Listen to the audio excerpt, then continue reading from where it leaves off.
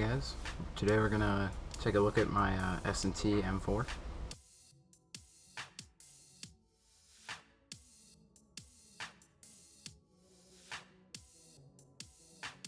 But this was a limited run. Evike did it at evikecon.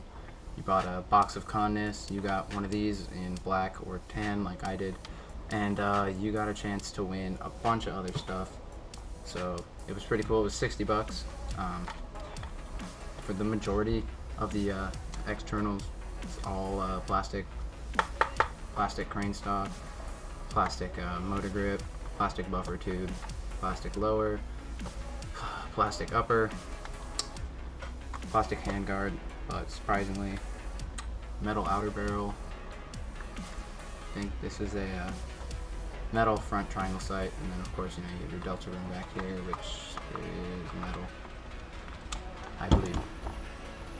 So I don't know. Let's talk about it for a sec. For 60 bucks, basically getting a for that 60, you're getting your S&T M4. It's like the plastic externals, but it ends up being okay. You know, they're strong enough to withstand the BB war combat, which is good. Always good. Much good. It does have these little marks here and there. You know, there's some right here on the magwell, and if you flip it, there's also some on the other side of the magwell, as well as up here, right underneath this rail on the upper receiver.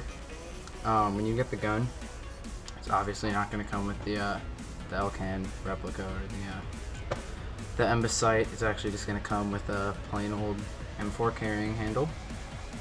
It looks like this. So this is gonna be on here. No Elcan, no Embus. I'm just gonna get this, and it does come with a 300 round metal high cap mag. That is good for people who are getting into the sport. You know, more ammo, more fun for them. It's also gonna come with the orange flash hider. I pulled this one off my beta project barrel, and it's a little bit weird. I'm not even really sure what the threads are. They're not normal sized threads. I have a positive and a negative thread flash hider, and neither of them went on very easily. I had to take this birdcage one and actually put it in a big ass clamp and turn the entire gun, and I barely even got it on there, just a little bit before the actual barrel started to turn. So yeah, you might want to just keep your orange tip on there. And usually, before I took mine out, when you would do this, there was a dummy bolt that would lock. I took mine out because I accidentally knocked it out, and I could not get it back on to save my life. But so, just something that's kind of cool for a $60 M4 as a functioning bolt catch, and then to release it, you know, obviously, you would just press your bolt catch, and it would go back forward. It does have a really different pop-up system than I'm used to seeing, at least on AEGs and gas blowbacks. It has one of the slides in here, so when you're adjusting it, you just kind of slide it. It's right up here. You just slide it back and forward. Forward gives you more hop, backwards gives you less. Pretty easy to adjust. Really, I like it more than the standard little dial. It's just a lot easier to fine-tune. The gearbox is metal, from what I understand. I tried to take it out, but it is stuck in the lower, and I cannot get it out. This guy right here, this is your stock inner barrel. I swapped it. It does okay, accurate, with the stock barrel in at least. When I had mine in, I was able to hit people, no problem, you know, at a range. I just went ahead and swapped it with a Type 4 so I get a little bit more accuracy in there. Battery stored in the crane stock, not in your handguard, which is always nice. I like it when my guns are wired to the rear.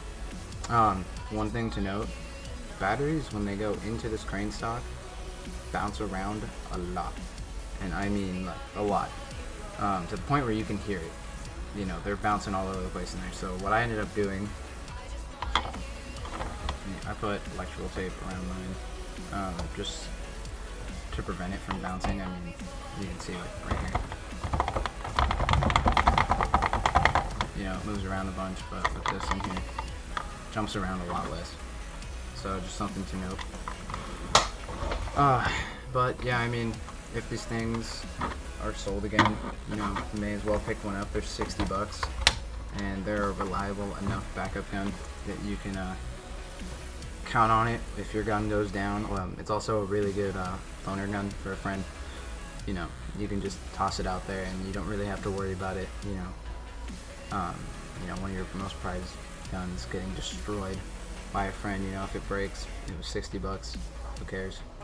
You know, it's not the best gun, it's not the worst gun, but for the money, you can't really beat it. Everyone thinks that I have it all, but it's so empty, living behind these castle walls. These castle walls. If I should tumble, if I should fall, would anyone hear me screaming behind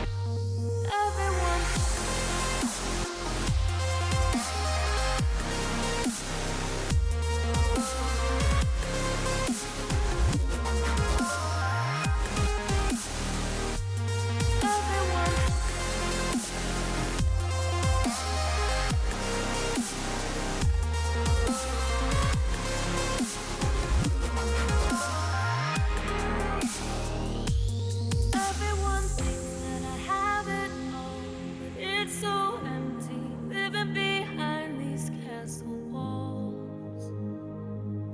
Castle walls. If I should tumble, if I should fall, would anyone hear me screaming behind these castle walls? There's no one here at all behind these castle walls.